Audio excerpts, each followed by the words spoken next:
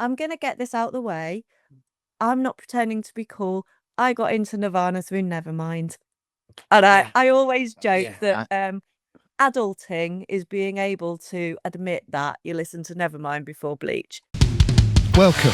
We are Neil, Luke and Dave. 340-somethings reminiscing on the runners and riders of 90s guitar music.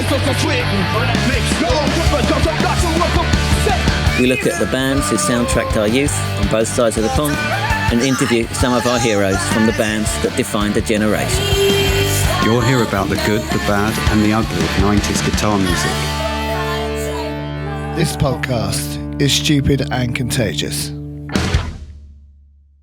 Hello, welcome to episode 107 of the Stupid and Contagious podcast. Now, last week I did say that normal services were going to resume, but unfortunately, Dave's not here.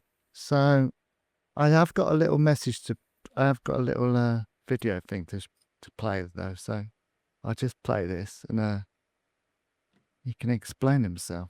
Hello, just want to say sorry for not being there this week, and I'm the reason why you're not getting the Pearl Jam interview this week, but I'm sure they'll line something else better instead. But yeah, it's Neil's fault really. He should have known I was on this trip. I'm basically on a canal on a very long boat. Look how long it is. And I'll be back next week. See you then. See you in a minute. There we go. He's fucking about on a river somewhere. You know? Yeah, on a barge. Isn't it? Yeah. Fucking barge wanker, isn't he? He's a barge wanker. Yeah. Looks good though, doesn't it? I quite like it. Did look nice actually. Yeah. Although Dave still looked pretty mental in that video. I don't know what he's done to it. Yeah. What he's done to it. It did look nice though, didn't it? It did look pretty idyllic. Yeah, and to be fair, he did tell me that he was doing that, so it is my fault. So apologies. You're gonna have to wait another week for our return proper of all three. Yes. But as Dave did reveal in the video, he has told you who our first guest is going to be. Pearl Jam, isn't it? Pearl Jam. Be a good one, wouldn't it? Well, it already is a good one. Done the interview. Brilliant. Dave said it was the best interview that he's heard so far. Oh, did he say that? That's what he said to me. Oh, brilliant. So, listen, all right, I think it's decide for yourself. He's our longest one to date, and he's very open and very candid. It's David Bruce, by the former drummer from Pearl Jam. Yeah, it's very good. Yeah, so tune in next week for that. It. Don't miss it. Don't miss it. But yeah, apologies if you expected to see Dave. You're probably disappointed, aren't you? But he's fucking about on a boat, isn't he? Yeah.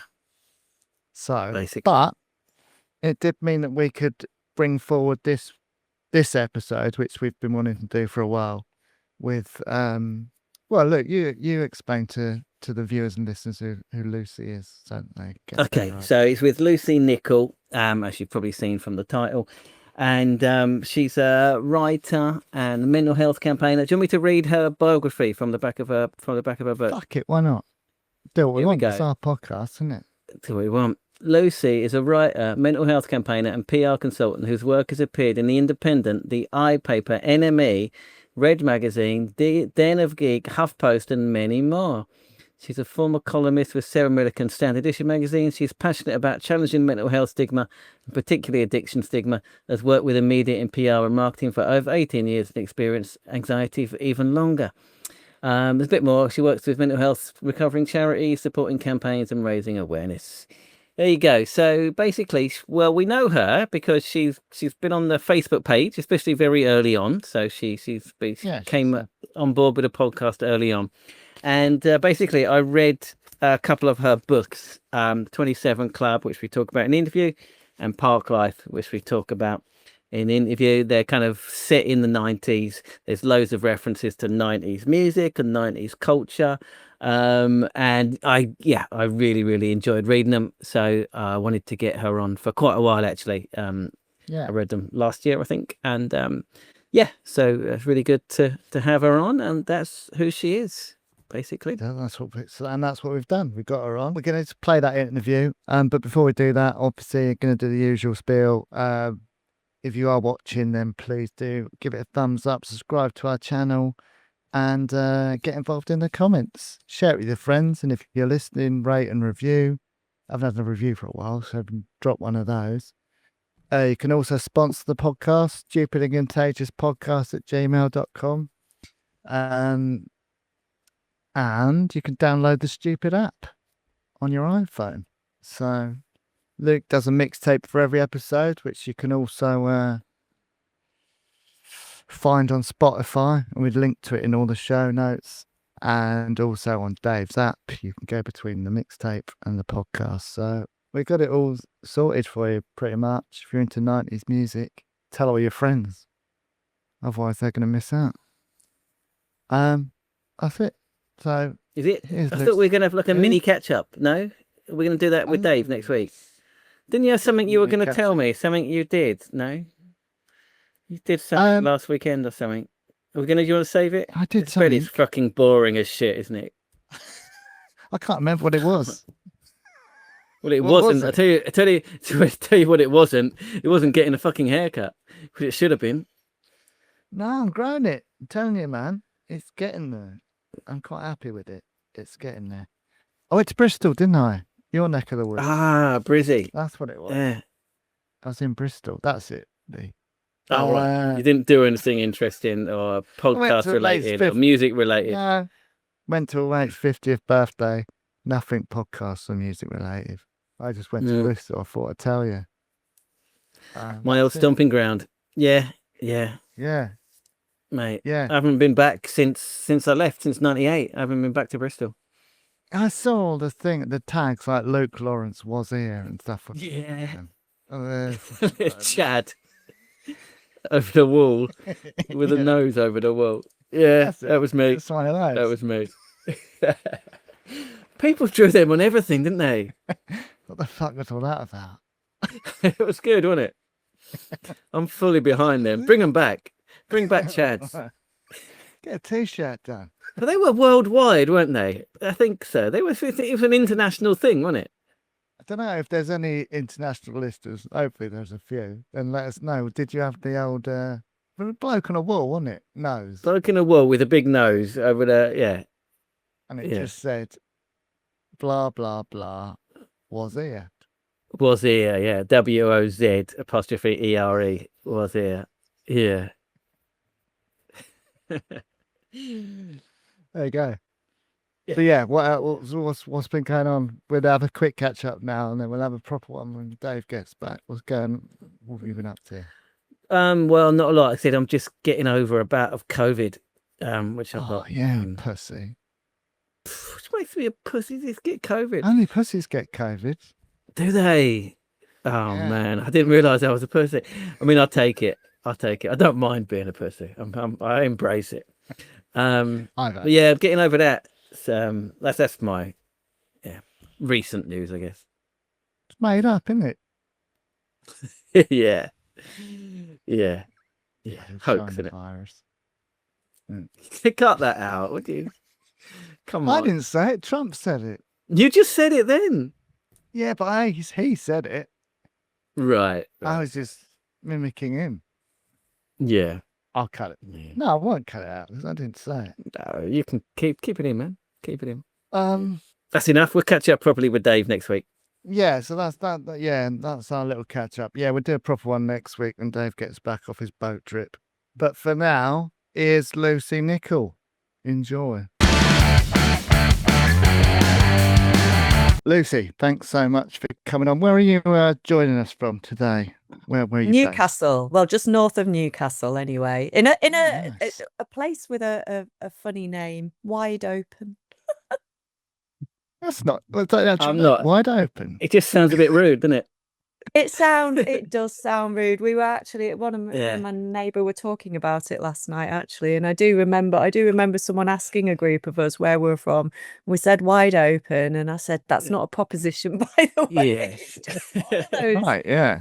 Yeah. Interesting name, but yeah, just north of Newcastle. So All right. Right. Yeah, some people might recognize your name from the Facebook page and everything. Can you tell us a little bit about yourself? So I am a writer who I wrote my first book, well, my first novel. I think it was just around when I turned 40, and it was a bit of a midlife crisis. It was, I think, because my Spotify playlists were completely dominated by 90s music, and I wanted to write a book that Welcome to the club. yeah. Yeah. I wanted to write a book that let me get lost in my youth, but obviously with fiction I could make my characters do whatever they wanted to do, so they had a lot more fun than I did. I was a shy girl in the 90s. But yeah, so I've written a few novels. I've written non-fiction as well, and so yeah, the 27 Club was my first, Park Life my second, and I've written a feminist revenge thriller recently called When Sally Killed Harry, under pseudonym Lucy Ross. And I've got a new thriller coming out called Girls to the Front, which is also set in the 90s. And I recognize that slogan from the right. Yes. Movie. Yes, that's exactly it. Yeah, no, it was actually the starting point for that book came from when I was thinking about Girls to the Front, and I thought there's got to be something I can do with that idea. So yeah. So yeah, and I've written another one called No Worries If Not. Oh, I won't list them all. I can't believe how many books I've racked up actually. It's impressive. Yeah. Since 2018. I feel like I've done one a year or something. But yeah. It sounds like you have. I'm a scribbler. Yeah, that's great. Well, we'll talk about a few of them in a moment. But yeah, that's great. You managed to find the podcast pretty early on, right? And the socials and stuff. How did you come across this? I don't know. I'm trying to work that out. I wonder if it's through, because Alex Boucher does a lot on the page, doesn't he? I wonder if it's through him, but then I don't even remember how I got chatting to him online. So I don't really know. Could it have been through Senseless Things? Could have been. I guess so.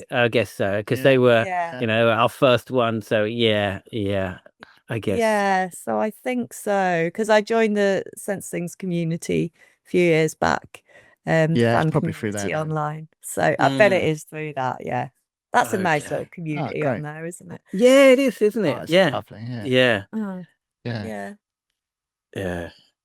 Ben's on there a lot, isn't he? Ben Harding chiming in. It's great. Yeah, he read my first book actually. He read my first book. He said to me, because there's a fictional scene set on the Senselings tour bus, and he said, "Were you actually on the tour bus?" Well, I was going to ask the same question. So, were you? Yeah. No. I was, because 19 the book's set in 94, but actually I went to Senseless Things gig in 93 at Hull Uni. So I've put their fictional gig in 94 at Hull Uni.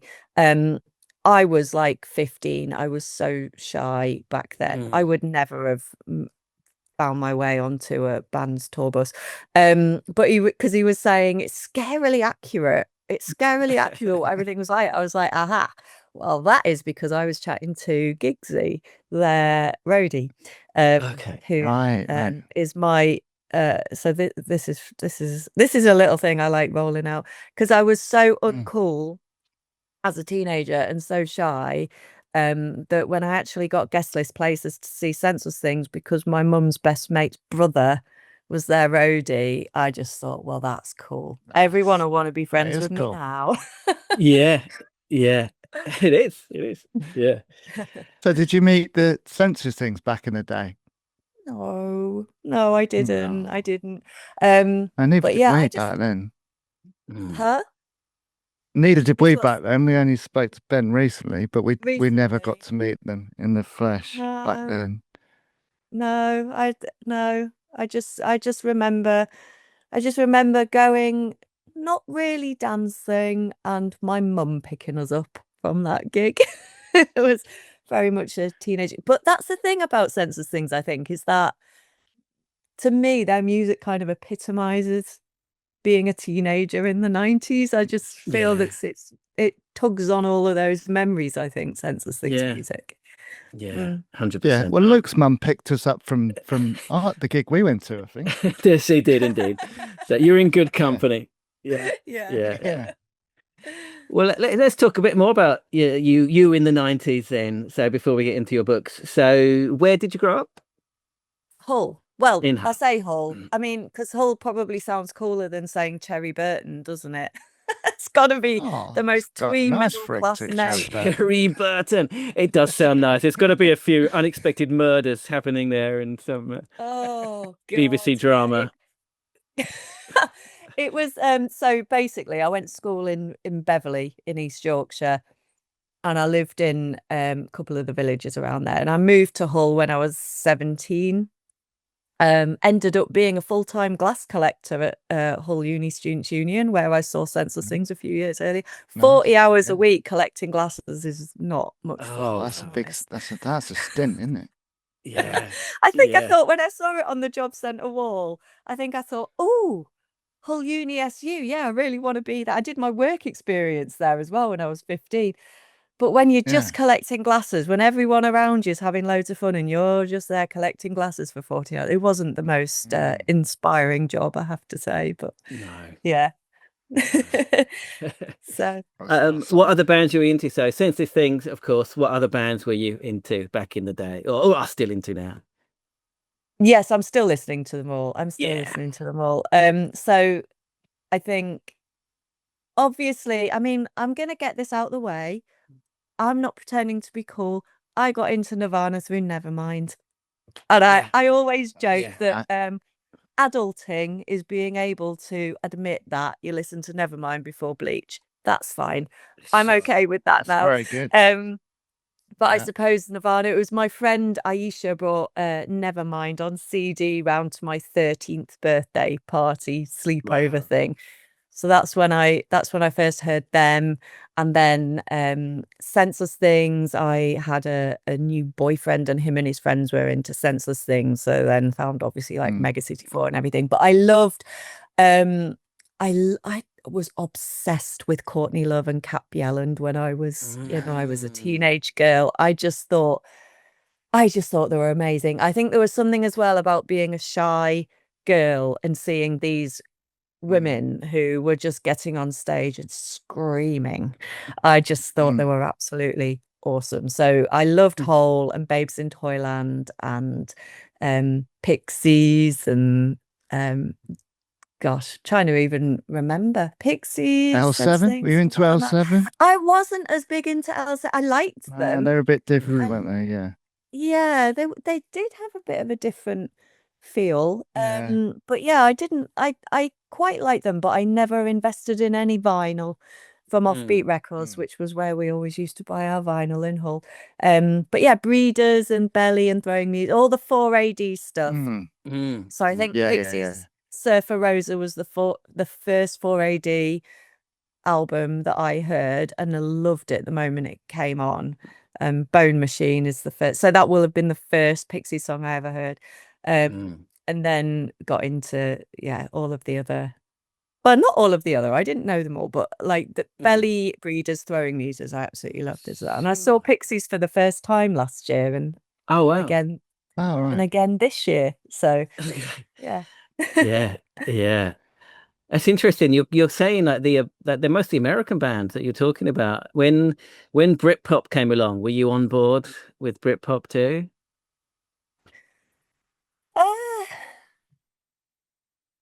I liked Blur. I went to see Blur at Hull.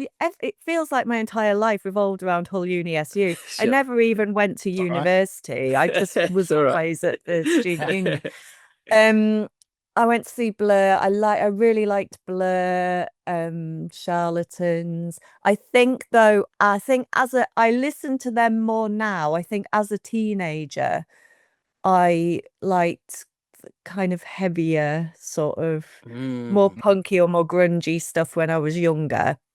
So I always liked them. Whenever I went to Silhouettes nightclub in Hull, I was always dancing to Stone Roses and Charlatans and Blur. But yeah, it was probably a bit later when I started listening to them more. So I've been to see Charlatans a couple of times recently, and Blur 2023, I think. Absolutely brilliant gigs. But yeah, I think Still great, I right? just liked. Sorry. Still great bands, still great live, aren't they? God, Still killing absolutely it. brilliant, absolutely brilliant. Yeah. But yeah, I think I liked hearing people screaming down microphones when I was younger. Must have been that teenage angst thing. I don't know. Yeah. Was it a lot around? Were you like the only grunge kids in the village? Were you like the alternative kids around town, or was everyone into it? Yeah, I do remember being called a greb. So That's great. yeah, I remember someone said, "Oh, my brother's girlfriend remembers you from school. Said you're a greb." I was like, "Oh no, that's nice." So it's that thing, isn't it, that when you kind of think about when you first got into music, because I'll be honest, I was listening to bloody Prince and Roxette and really uncool same. stuff. I was well into the charts. Same. Yeah, so I was listening to that, and then, as I say, Aisha, I remember, brought Nevermind round, and I think the reason I absolutely love that is because when I recorded it off her and played it in the car, my parents hated it and called it right. So that was what is this noise? So I thought, well, this is obviously very, very good. And then got a new boyfriend when I was 14. Well, my first boyfriend, not a new one. My first boyfriend when I was 14, and like I say, him and his friends were all into Senseless Things and stuff. So that's So I think there was maybe 4 of us in the village in Cherry Burton. I remember that used to wear baseball boots or the Doc Martens or the para boots. But yeah, I found this whole little scene of people, of teenagers. We used to go to a pub in Beverley called Lady Lagros, where all the underage teenage bands used to play, doing covers and stuff, and we used to drink taboo and lemonade and half lagers. So yeah, but yeah, there weren't that many of us in Cherry Burton. It was mainly the bench lads who would have I remember the little red car that was always parked at the bench with like Prodigy or whatever blasting out of it, and I loved them as well. So yeah, that was the biggest scene because they took centre stage on the bench, which has since been Benchies. The benchies, yeah.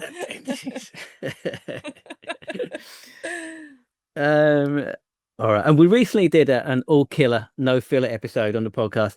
What would be your nomination for all killer no filler 90s album? For an album? Yeah. Oh God, that's really hard. Live Through This by Hole. Maybe. Good one. Yeah. Because I think that is it is an outstanding album, that one. I think I might go for that. Yeah, I feel quite comfortable with that. If I think about it too much, I'll exactly. Yeah, that's fine. Yeah, it's a good answer. Yeah. Good one. Yeah, definitely. All right, cool. Let's talk about your books then. I've only read 2 of them. I'm afraid. I apologize. I haven't read the whole discography. Not discography. What's it? No, I've read that. Of course I have. Of course I have. My books. That's ace. I have, and I 27 enjoyed it. 27 Club. Got it here. Really enjoyed it. Can you explain the premise of it to our listeners? Yes. So it is basically about so it's fictional, set in 94, and it opens when Emma, the main character, learns of the death of Kurt Cobain, and is absolutely devastated by it. As many of us were. Yeah. Obviously. Yeah, I was going to say. Yeah. Do you remember? Do you remember where you were when you heard about it? Yeah, I was in the kitchen. My parents had got the paper, and I think they said something like, "That musician you likes died," and I was like, "Oh God!" And I think because it's different. It was different then, wasn't it? How you learnt about stuff. It wasn't. There was no hashtag RIP. No. It was you had to get it through the newspapers and stuff. So I remember them telling me. I remember being very upset. And so it opens when Emma learns of this, but it's actually because I'd always written stuff in mental health, and I'd written a non-fiction book about mental health stigma prior. And had decided that I wanted to have a go at fiction, but I wanted still a mental health theme. And I think because I'd worked in PR as well, I had an interest in the media and how the media sensationalizes things. And the 27 Club, I just found it quite an interesting concept, really, because, you know, it just put all of these fully formed, complex human beings into this, under this headline, you know, let's just explain this away. They're, you know, they're 27, they're rock musicians, so they died, and there was always kind of, you know, often links to, you know, drug use and stuff. And I don't think, and it's kind of glorifying it as well, isn't it? It's yeah. And I think this of course was my understanding as well back then. I think we saw drug use as a headline, but we didn't understand what was driving that and what and I've worked with addiction charities. I've done quite a lot of work with addiction charities and recovery charities, I should say. That's what it's about recovery. It's a bit of stigma on my part there. And I do think that, you know, there is a huge amount of stigma around like problematic drug use and addiction, and we just don't talk about the mental health issues. Or I mean, with Kurt Cobain, I'm no expert on Kurt Cobain, but I think he talked a lot about his excruciating stomach pains as well. So he had a lot of physical and mental torture, didn't he? So I just wanted to write a book that kind of explores mental health by looking sort of beyond the headlines. And I don't just mean the media headlines, but kind of the headlines that we tell ourselves as well. So, you know, I grew up with an anxiety disorder, and I used to go to the doctor and be like, my throat's tightening up, and my doctor would actually be like, well, we need to discuss why you think that is happening. And so I was kind of noticing the symptoms of anxiety, but not addressing the fact that I had anxiety and obsessions and stuff. So yeah, so it's kind of like it's Emma's exploration of, you know, what is beyond both the headlines about Kurt Cobain, but also about how she's dealt with anxiety and loss. Yeah. So I'm not going to put the twist in there. But No. Yeah. There's so many kind of cultural references from the 90s in there. I mean, were they all from your memory? Did you have to like actively look these things up and research them and stuff to put them in? Oh God, yeah.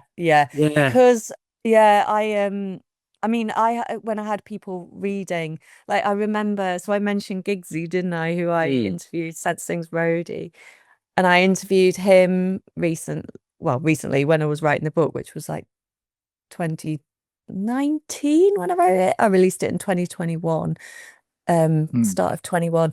And yeah, so when he was reading like little sections that I was writing based on, you know, some of the stuff he was telling me about, like what the tour bus would look like, and, you know, what they might have drank, and what sort of like games they played or tricks they played on each other, all that kind of stuff. He was brilliant. But I remember even him when he was reading certain things, and I'd mentioned a beer, for example, and he's like, I don't know if we had that beer then, did we? And you know, programs that I'd mentioned. And I was even doing stuff like finding really old like TV schedules, so I could see like what would have been on TV on a Tuesday night, you know, what movies were in the video shop in 1994, and so yeah, what clothes were people. I mean, because I remember a lot. Obviously, I loved the music in '94, but I was only how old was I? 16. I was 16. So my character Emma is 10 years older than me. So, you know, she will have had quite a different perspective on life, because she's an adult and I was a kid. So yeah, so I had to do quite a bit of research, but it's fun researching the 90s. No, it just evokes a period really well in the book. Yeah, it's very effective. Yeah. And you can't, like, you know, when you've got someone so like me, because I say don't write what you know. So obviously I wrote a character that had quite crippling health anxiety, and like, you know, I had that in the 90s, but my most recent experiences of struggling with it involved Googling symptoms. So it's like, well, what was Emma doing? And I'm trying to think back to in the 90s, what was it that set me off? And it was like things like the public health campaigns, or, you know, that you might see on the back of a bus or in a magazine, you know, something, you know, some symptoms you've got to watch out for that I used to become obsessed with. So yeah. Interesting. It's a very different world back then, wasn't it? It was very different when you think about it now. Yeah. Well, it's that. What is it? Do you remember if you arranged to go out with someone, like, you know, for a drink or whatever, you couldn't go back on it because you didn't have a mobile phone to text and say, actually, to commit. I don't fancy going out tonight or whatever it was. Yeah. So I've got things in there like the payphone in the pub and stuff like that, because it's what we did. If somebody didn't turn up, you had to take your 10p, stick it in the payphone, and chase them up on their landline. Phone their mums. Yes. Yeah. Oh, I do remember that. Yeah. Yeah. There's also a great bit in the book where you lay out the things to consider when making a mixtape. Can you remember what it said? Give us the highlights. Come on. Yeah. So it was. Let me see if I can remember it. So things to consider when making a mixtape. So it's like, who are you making the mixtape for, and what message? Got to be number one. Yeah. Are you trying to demonstrate how cool you are, and therefore you're going to put loads of obscure music in there? Or are you is it like a concept album? Does it move, you know, does it move? Is there a narrative? Do you want it to build up and like finish on like energy and hope, or chill out? So there was that. What did we say? You had to pick your length, because what were the tapes? Were they 45, 60s and 90s? Yeah. We get 120s as well, even. Yeah, I did get 120s. Yeah. And if you recorded off and vinyl, and 30s, was there? Yeah. But if you record off vinyl and then record something off CD, the volume and sound is all up. Very good point. Yeah. That was always. So you would sometimes think, well, you might just lump it and let it happen, but at least try and put your vinyl ones together and you take right. So it's not too much of an abrupt one. Yeah. Not too much. Don't do it off the radio, because nobody's got reflexes fast enough for that. As we all discovered on we Sunday tried. night. We tried. Yeah. It just can't be done. But I also remember it was the write. How did you write on the, what do you call it, on the card inside it? Like you would write down. I can't remember what you call it. Because I used to try to copy the style of writing that I would see on like Hole or Babes in Toyland records. That kind of like real scratchy looking. Yeah. Or, you know, like, so I think it was a real art. Like we put. It is an art. Still is. Yeah. Luke does a mixtape, and it's just. Well, it's this. I just click a button, man. It's it's nothing like it. Luke does a mixtape for each episode of the podcast. But I'm literally clicking a button. He was disgusted because I put it on shuffle once. He said, "No, you can't do that. That's sacrilege." Can you believe it? Can you believe crafted that? Can you believe it? Yeah, when you've put it in a very certain order, and that's the thing that we're losing with albums now, isn't it? Because we don't. Yeah. So I always try to put the record on so that I do listen to it properly, because otherwise it's just random playlists of songs and I'm not even listening to a full album anymore. Yeah. Well, I'm guilty of that. I know Luke still listens to like full albums. I never. I don't know. I can't remember the last time I listened to a full album. The problem is I've got a bit lazy as well. So when I do put records on, I find that the same record stays on the turntable for like months. I know what you mean. Even though they're only underneath, but it's just like I can't be bothered to put it away. So I have had Wet Leg on my record player for weeks now, and I just keep playing it over and over and over again. Yeah. There you go. Do you remember? I mean, the mixtape you had in the book's pretty good. Do you remember your best real life mixtape? Yes. So I didn't make it, but I've still Okay, got that's it, fine. and it's Yeah. called Cassie's Cool Compilation, Nice. which was kind of sort of psychedelic sort of 70s songs. So I had like Jefferson Airplane and Cream and stuff like that on there. And Steppenwolf, was it? Jimi Hendrix, all that stuff. Cassie's Cool Compilation, and it was a college friend of ours called Ben who made it for Cassie, and then I taped to tape it, and I honoured its original name and called it Cassie's Cool Compilation. So I've still got that, and I loved it. That's good. But yeah, I can't remember in terms of the ones that I made. I don't think I've got any of my. Well, you don't, because you give them away, ones. right? So you wouldn't That's have the point, ones you made. yeah. Yeah. Yeah. I made them for myself. I had that, and I very cleverly called them Neil mixes. Neil mixes. Yeah, that's about. I think I remember them well. Yeah. They were really shit. They were good, man. They were good. Some Yeah. Yeah. It's funny. I think it's funny when you have like tapes that have very, because I remember at that turning point of, do I follow this new type of music that I've discovered?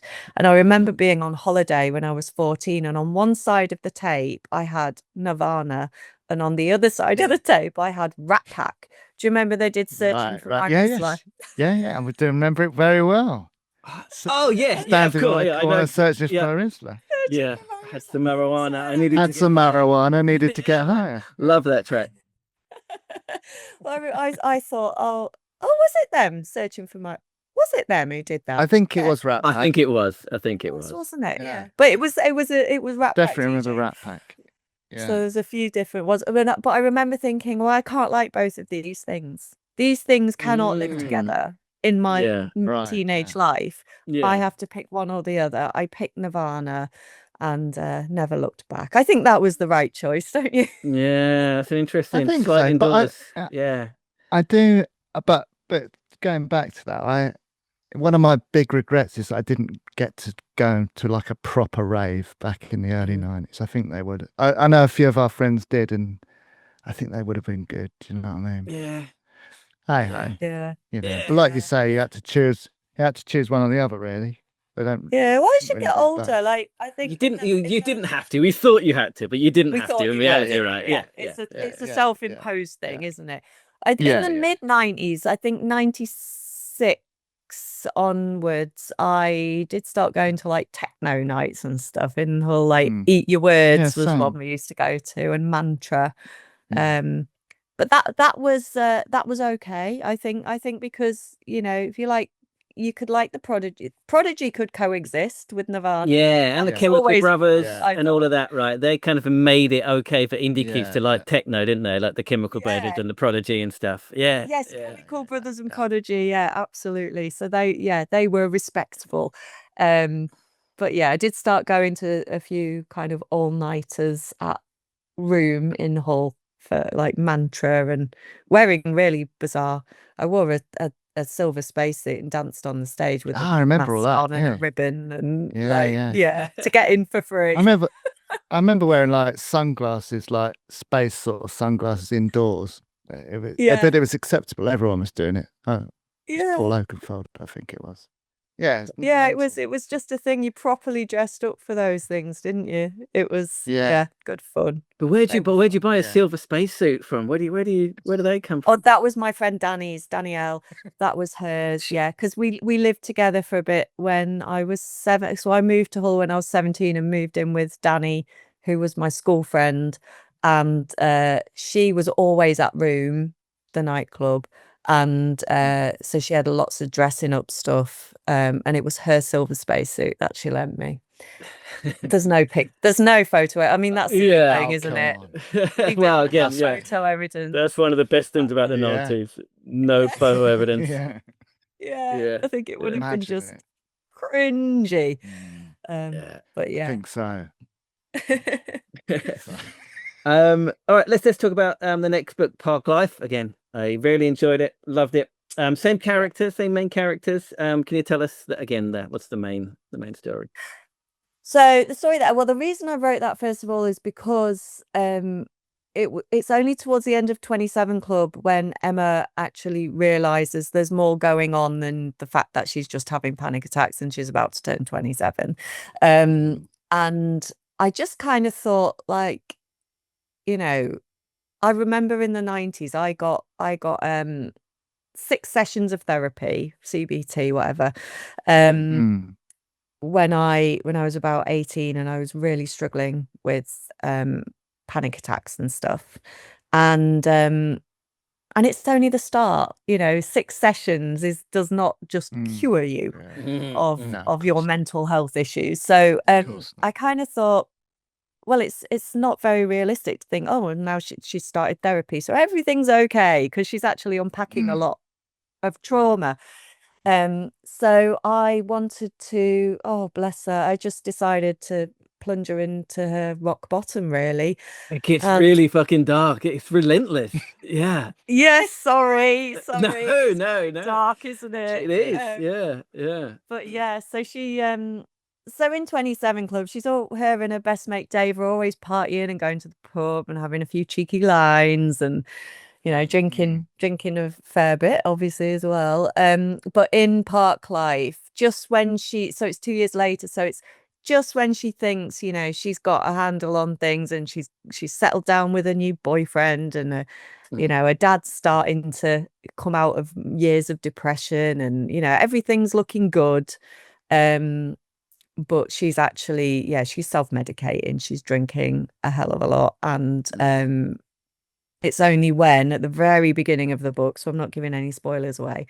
So I have her at the very start of the book baking a cake for her boyfriend, John, while listening to Disco 2000. So it's quite a cute scene that she's singing along. She's making the lyrics up so that she can sing them to her dog, Trevor. So we're in 96 at this point, right? This is 96. Yeah. She's singing, "Oh, Trevor, do you recall? You pissed up Brenda's wall." Right. And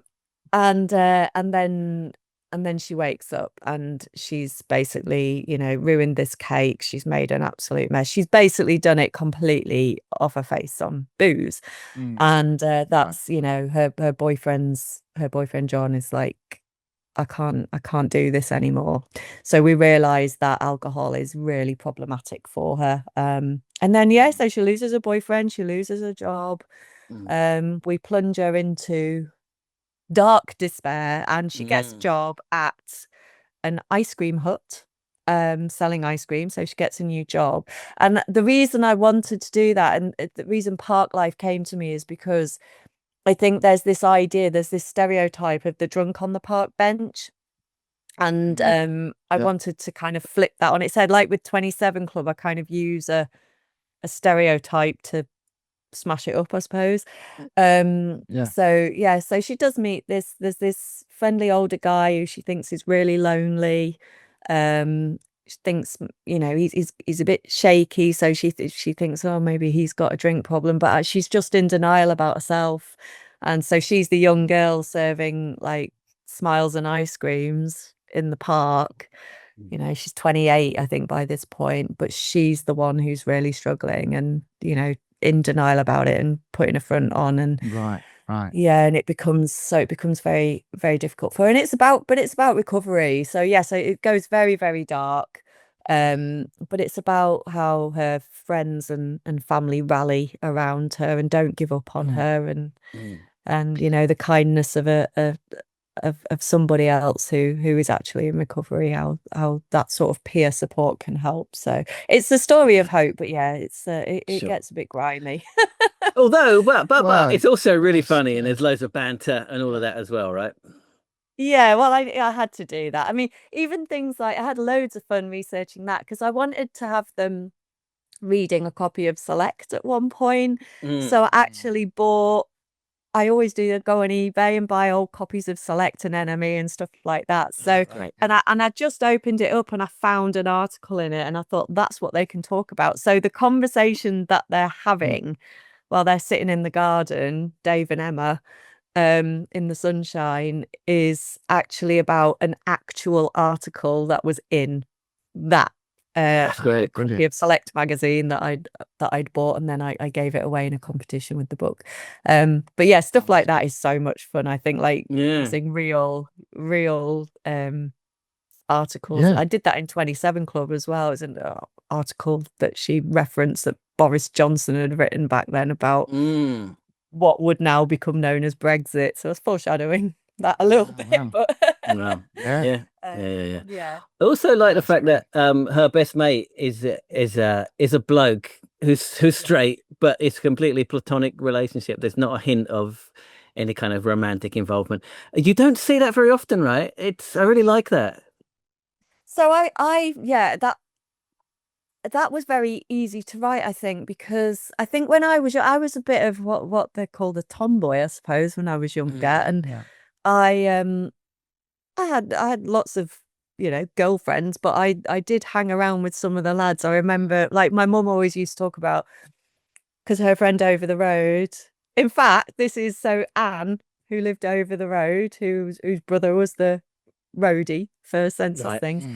And she had 2 boys and my mum had 2 girls, and we were always hanging out together. And my mum always dressed me in these, like, she would put me in pretty dresses for like parties and stuff. But there's a picture of me and Daniel just like giggling and grit, and she's like, you two always look so cheeky, and you always, I just remember like racing around playing with Tonka trucks and stuff like that. And I just thought it'd be nice to have that without any, because you'll sometimes have the friends to lovers stories in rom-coms or something. And I just didn't want that. I just wanted Emma and Dave to just be like, just be mates. Just mates. I just I like nice. Yeah. And I think as well, like, one of her friends in it, Doreen, who's much older, because I just didn't also, I just think I've got a friend, Ranjana, who's Mint, who's in her 70s. She's very cool. She got her first tattoo when she was 70. She's just like such a force of nature. I just love her to bits. And I just think there's something about like you can be friends with anyone. You shouldn't be, because when we're young, it's always the kids in your class, isn't it? Usually. It's always people of the same age. But so I wanted her to have like an older friend as well, Doreen, and it's Dor and Dave that come together and sort of try to help Emma come to terms with the fact that she's drinking far too much. It's great. It's great. I've got one question though. There's one thing in the book.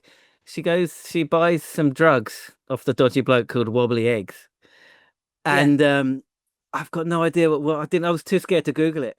What's a wobbly egg? What a wobbly egg, isn't it? It is, isn't it? Is it? Well, I've no idea. I've never heard it before. Now you've said that, I'm googling it. I was too scared to Google that. I didn't want to. Yeah, it's Mazepam. You'll be right. Mazepam. I was right. Okay. Yeah. Because I remember we used to talk about them in the 90s. Do you still hear? You don't think you hear people talk about that? No, but I remember it. Have you heard that before, Neil? Wobbly eggs? Have you heard that phrase? I haven't heard wobbly eggs, but I remember okay. Temazepam was quite a big thing. Yeah. Sure. I just have never heard it be called wobbly eggs. It must be. I like it. Be more of a up north thing because we didn't get it down where we were. Maybe. We were in a conservative town of Seaford, so we probably didn't get wobbly eggs where we were. I'm pretty sure there were. I don't know what people called them, but I'm pretty sure they were there. Well, I thought as well it was interesting because we talk a lot about prescription drugs these days, but I think, obviously back then, there were benzos flying around the place, people taking Valium and wobbly eggs and stuff like that. And also I thought it was quite interesting because they sound kind of harmless, but obviously when someone like Emma she was drinking so it caused it was really quite dangerous what she was doing. So I thought it would be quite interesting to explore. Black Grape wrote a song about it, right? Tomasi Party. There's a Black Grape song about Temazepam. Yeah. But they did give drugs like cute names, didn't they? I remember all the acid tabs they were all like strawberries and doves and stuff. And You've got to appeal to the kids, haven't you? Yeah, well, it was whatever was stamped on like ecstasy pills, wasn't it? So like Mitsubishis, I remember. Mitsubishis, Mitsubishis, and doves, and yeah. Good times. It's like with the vapes now, isn't it? With like the watermelon vape, right? Yeah. It's true. Like, it's true. Raspberry flavor vapes, like, stuff like that. It's like all these, in it and all that stuff. Yeah, they did it with street drugs as well. Yeah. Hooch. Yeah. Does Hooch still exist over there? Hooch? I think so. Yeah. Is it? Does that still exist in England? I don't know if you can get Hooch anymore. Oh, I don't know actually. Maybe not. What's the other one? 2020, wasn't it? 20. Pretty big when that came on the scene, man. That was big. That was a big deal, wasn't it? 2020 was like, you felt really cool if you were drinking 2020, didn't you? Because I thought that was like, I mean, it was rank. And you got the different colours. Yeah, it was the colours thing. Green, wasn't it? Yeah. And diamond white. Ugh. Yeah. I still struggle with cider because of my early experiences with diamond white and castaways. Yeah, whiskey was the one thing that I could never drink again. It was a castaway. Castaway was like, wasn't it like an alcoholic lilt type thing? That sounds amazing. I've never heard of that. Yeah, and then I think if you mixed Diamond White and Castaway, you had a Blastaway. A Blastaway, I bet you did. Blastaway, yeah, I think it might. Yeah, you did. Not You had that something. Combination, but Castaway. I'd say that's great. So as you said, those books, they were, in the night, they were about anxiety and addiction and mental health and everything. But you got another book, Snowflake, I think, that is much more straightforward and basically about mental health and stuff. Can you tell us a bit about that? Yeah, so when I started writing, it was because I started doing a lot of work with Time to Change, which doesn't exist anymore. But Time to Change was lots of people remember it was huge because it was like the anti-stigma movement. It was to encourage people to talk more about mental health and to destigmatize it. And I started doing a bit of work with them. Because I got accepted onto their thing called Story Camp, which was about like so it's like a workshop, how do we tell our own stories? And so I started blogging, and then and getting involved in all sorts of stuff with mine. And I worked for a lot of mental health charities as well as freelancer. I still do. I still work with a lot of mental health charities. And so I was blogging, and I turned my blog into a book. I got a column with Sarah Millican's Standard Issue magazine as well. So I was using humor to talk about mental health, which is something I think can be really powerful as long as you're not taking the piss out of the wrong things. Do you know what I mean? Yeah. So I wrote a series of Unfortunate Stereotypes in my first book that had quite a lot of nostalgia in and talked about my own experiences. And then I wrote Snowflake for a publisher, Welbeck, and that was more. So it basically breaks down the different stereotypes that we see in mental health. So I think there's a problem with the label of personality disorder. So that some people feel that that's, it's almost like saying there's something inherently wrong with them if you say your personality is disordered. So I was exploring the different sort of stereotypes and labels. So under personality disorder, I called it flawed, because as talking to people, it was like I felt as if I was flawed, like there was something wrong with the very essence of who I was. People, there's that whole, I'll cheer up thing with depression. Go for a walk, get over it. So so that involved kind of me ranting a little bit about stigma, but I interviewed lots of really interesting people for that. So and from a music point of view, seen as on this podcast, I interviewed Adam from Baby Shambles, because he's a psychotherapist now. Yeah. Oh wow. And he does a lot of work with the charity Tonic, which is about music and mental health. We had on a few weeks ago. Yeah, we had Ah, Geordie on. Yeah. oh Yeah. yes. Yeah. So a brilliant Yeah, yeah. charity. And They I are, also yeah. interviewed Maureen Herman from Babes in Toyland. So Maureen Oh, wow. was Right, bass right. player in Babes in Toyland, who speaks quite openly about her experiences of addiction. And I think that was really interesting to look at. You know, obviously Maureen talked about, like, you know, trauma and things that she'd experienced, because I think with addiction, it's not just, oh, somebody just partied too hard and started using drugs too much and then got addicted to it. You know, it's never that Mm. straightforward. And I No, thought no.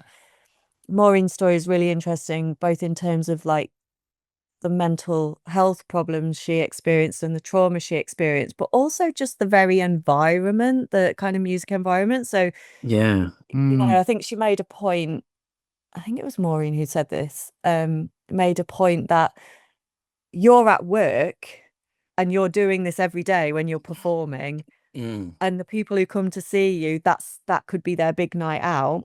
So everybody around is like, you know, obviously drinking and partying, and that becomes your norm because you're, Yeah. even though it's your Mm. work, it's your graft, but it Yeah. becomes your norm. So yeah, so she talked about how that became an issue, and how when she returned from, you know, came back home off the road, like how she realized that she was then doing it on her own. Mm. So she's been in recovery for a long time. So yeah, so Snowflake kind of explores just where we've got different stereotypes, and speaks to people with lived experience, and also people who work in the field as well. So that was a really interesting book to research and write. Really, yeah, I enjoyed that. So obviously the point of Snowflake, again, another, I call all my books like literally sort of stigmatizing titles. Some people might think, oh, so she thinks the 27 Club's like a cool. No, I don't Cool think thing. Yeah. that's why I've called it that, to sort of go, actually it's more to it. So Yeah. Snowflake, it's actually called Don't Call Me Snowflake. Right. But yeah, so because I think that came, I mean, we use Snowflake for lots of different reasons, but I think it, you know, it was used as well when people were talking a lot about mental health. Oh, you're just a snowflake, get over it. We didn't have mental health in our, like, Yeah. everyone has mental health, and there's good and bad mental health, and it's always been around. So, Yeah. Yeah. No, that's great. Yeah. That's really important, I think. mm, To yeah. talk about stuff like that. That's when we're talking about Geordie. It's just, he said it's just like you alluded to there. It's just musicians are somehow, not so much anymore, I don't think, but especially back in the 90s, they were just encouraged to get off their face. That's just part of being a rock Play star, on. isn't it? Yeah, it's Yeah. that thing as well of living up to that, like, and what you said before about kind of, you know, glamorizing, Yeah. but also then that responsibility you have to, you know, keep your contracts or get on the stage to your fans, whatever. You know, my husband's an actor, and it's a similar thing there. The amount of pressure you feel. He said for one show he had food poisoning or something, but he Right. felt like, you know, show must go on, all of that. So he went on stage and Yeah. he had buckets in the wings for being sick in. Oh. You know, people like just, You don't I do think that performers in just your office really job, would feel you? that. Yeah. Yeah, exactly. Yeah. If you worked in an office, you're just called in sick. Exactly. Yeah. So I do think, you know, I'm not a musician. I don't know what it's like, but I can totally see why musicians can feel pushed to the edge. Like, totally. Yeah. Definitely. Yeah. All right. What are you working on at the moment? So you mentioned a couple of things. What's the Girls to the Front thing? Can you tell us a bit more about that? That sounds, I want to hear about that. Oh yeah. Big Riot Girl fan. So yeah. Luke loves to get right. Yeah. Oh, I saw Bikini Kill last year. Was it last year? Yeah. With my mate Molly. Oh, they're absolutely amazing. So Girls to the Front comes from that, yes. So for anyone who doesn't know, it's what Bikini Kill, and I think Huggy Bear. I think when Bikini Kill and Huggy Bear did shows together, they said all girls to the front because they felt that, you know, women were felt unsafe And I think that's still a thing. I've actually asked the question and people have said, yeah, it's just different now. It's a different kind of feeling unsafe. There's needle spiking and all kinds of things that are going on now in big crowds. It's mental, isn't it? Yeah. Absolutely. It's frightening. I never thought about that, but yeah, it's so that was a thing in the 90s that Bikini Kill would say all girls to the front so that they had a safe space in gigs. And I just thought, what can I do? I feel like that's really interesting as a hook for a book. What can I do with it? So I wrote a feminist revenge thriller, and there's and it's a found footage one. I had fun with all of, it's dual timeline, it's found footage, it's feminist revenge. So it's basically a character called Roma who works in like a retro sort of gaming ends shop, like secondhand sort of shop, and they have a house clearance box comes in, and she finds this intriguing videotape with a note on it, and the note says, "Shh, loud girls get what's coming to them," and on the other side it says rapist. So she takes this home, she watches what's on the tape, and she sees there's a band playing, and then she sees that there's a woman who looks unconscious, and then it cuts out. And so she starts to investigate this, and it takes her back to 1995. And there's a mature student, she's 26, she's called Kat, named after Kat Bjelland, of course. But Kat is a mature uni student who's also writes for the student paper. She goes to a gig, her friend stage dives and is groped. She has like her underwear torn off her. So it's very much inspired by Courtney Love's experience she spoke about. I think it was stage diving her own gig, and had everything torn off her and being groped and assaulted basically. So so Kat sees this happen to a friend at a gig of a made-up band. I've called them the Razorheads. It's really hard to come up with a name that doesn't exist. You know what I mean? I was going to call that the Wrong Knives after an Irvin Welsh book, but then I found there was a band called that, and I thought, oh, that could that create legal issues here? So so it's this. Anyway, she discovers that this has happened to a lot of people. This has happened to a lot of girls at gigs, and so she investigates, she writes about it, she tries to implement the girls to the front policy because she's heard about Bikini Kill and Huggy Bear doing it, and she's told that it's sexist, and if you can't stand the mosh pit, then stay out of it, all of this stuff. But she uncovers there's a lot more going on with this particular band and the people around them that are enabling them because they are well known and they make money, they sell records, so yeah, it gets sounds great, dark and deadly. There's a bit of witchcraft in there. Brilliant. Brilliant. It was great fun. But one of the most important things about it is, I think anyway, I got in touch with 4AD designer Chris Big, and he's designed my cover. Oh no, so that's amazing. So when you see really it, cool. When I do the cover reveal, you should recognize a very it's a very clear aesthetic, that 4AD has. So that's great. That's I interviewed Mickey Berenyi as well, actually, the run up when I was researching it, to ask about her experiences of both being a musician and a music fan, female musician and music fan in the 90s. I mean, like I say, I was there, I went to gigs, but I was young and shy, so it was interesting getting her perspective on it as well. I'm very, very much wrapped up in everything 4AD for this book, really. But I can't wait to reveal the cover, because he's done an amazing job. Brilliant. We had Mickey on here. She was lovely. Really interesting. Cool. Yeah, I mean, it's so generous of her. She's just like, I met her at her event in Margate, and because I was doing a smaller author event, whereas Mickey was like kind of headline. And she was interviewed by Sherry, the music journalist, who is also wonderful. But yeah, I met her, and I just reached out to her because I got some Arts Council funding to research the book, and I'm like saying I can pay a fee for your time, and she's like, Don't do that. Use it and use the money to get on a train, come to London. Oh, I'll cook you dinner. And, you know, I just right, thought, amazing. how unbelievably kind and generous of her to Yeah, invite comes me across into a like that. family home and Yeah. chat Oh, to wow. me. So I've got nothing but wonderful words to say about That's great. Vicky. That's No, great. no. All right. All right, Neil, do you want to ask our final question? Right, so we ask all our guests who come on the podcast if you could have been in any other band, not any other band, you weren't in the band, were you? But if you could have been in a band in the 90s, which band would it have been and why? I think Babes in Toyland.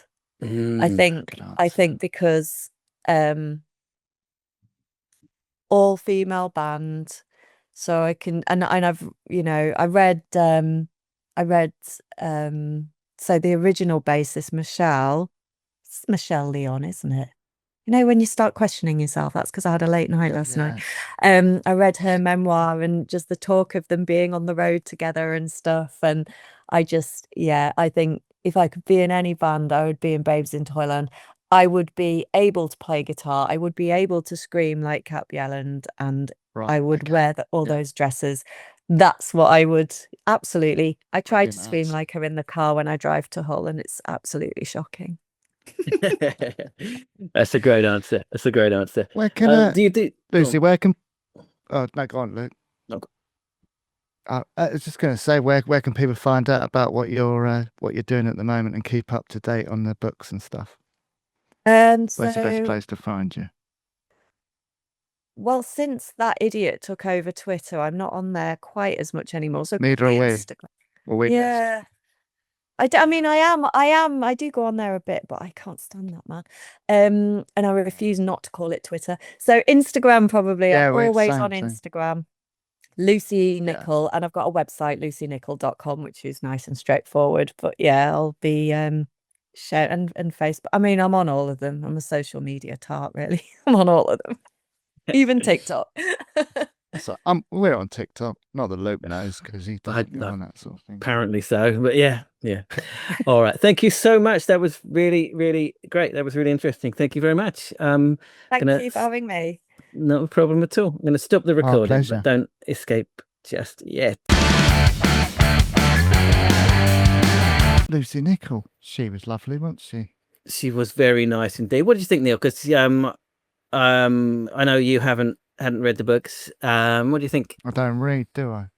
You don't read. No, it's not your fault. Oh, well, her book sounded great. If I did read, I would probably head to those ones.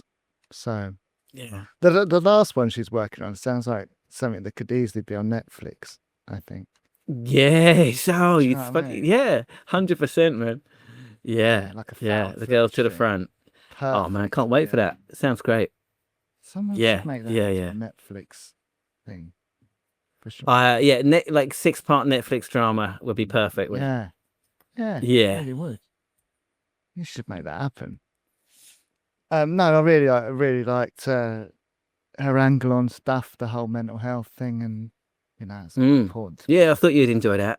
Yeah, not Yeah. enjoy, but I thought you'd relate to that. But yeah, I mean, two of my, I was going to say favourite things, mental health and 90s music.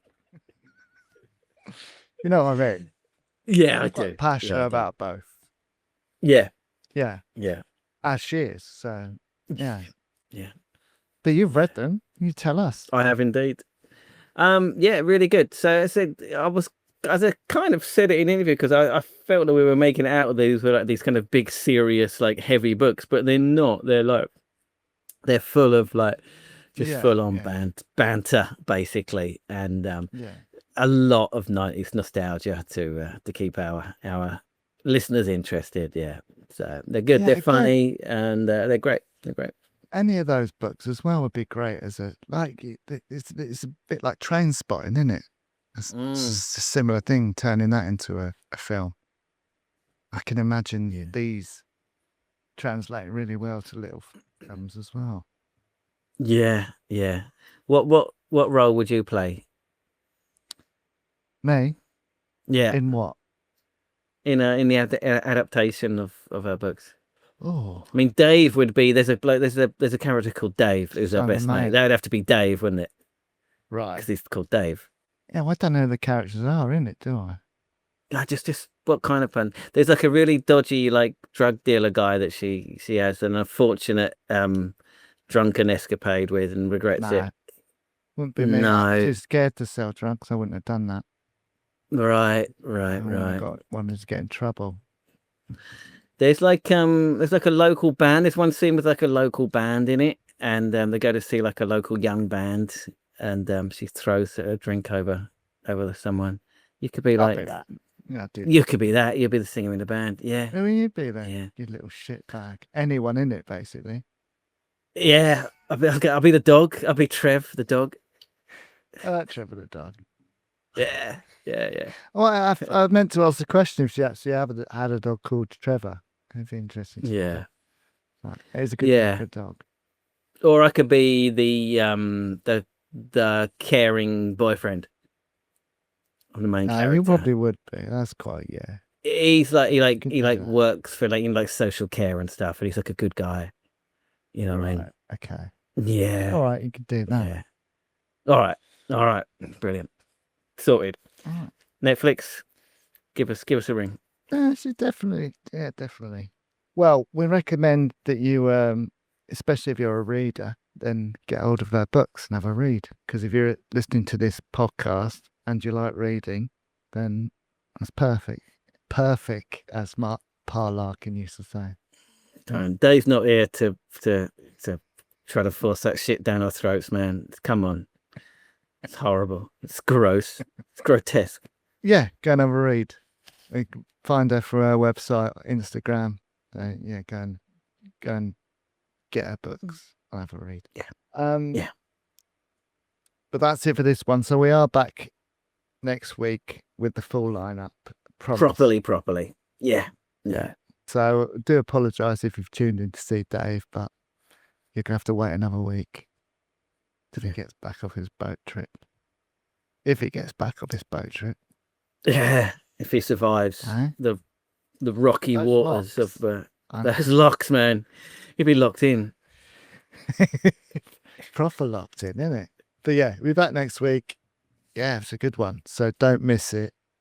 Thanks for watching, listening to this one. Give it a thumbs up, subscribe to our channel, tell all your friends, and if you're new to the podcast, welcome aboard. Yeah. So some of the bands that she mentioned in the interview, so Senseless Things, Mega City 4, we've got interviews with those in our archives. We've got 2 Senseless Things interviews in our archives. So if you're into them, if you come from that kind of side of the 90s music, I don't know what I'm trying to say, then dig in. There's loads of archives. There's one archive. There's loads of interviews in the archive. I'm getting confused. I make a mixtape for everyone. I haven't made this one yet, but I'm looking forward to it. So of course, Senseless Things, plenty of Babes in Toyland and Hole and stuff like that in it. So it'll be a proper. I'm gonna have to put now. As we talked about the art of mixtape in it, I'm gonna have to put a lot of thought into this one and make sure it's a proper. I can't. It's got to flow perfectly. So I'll do my best. I'll do my best. We'll see. I'll try. All right. So join us episode 108 of the Stupid and Contagious podcast next week. So see you later. See you soon.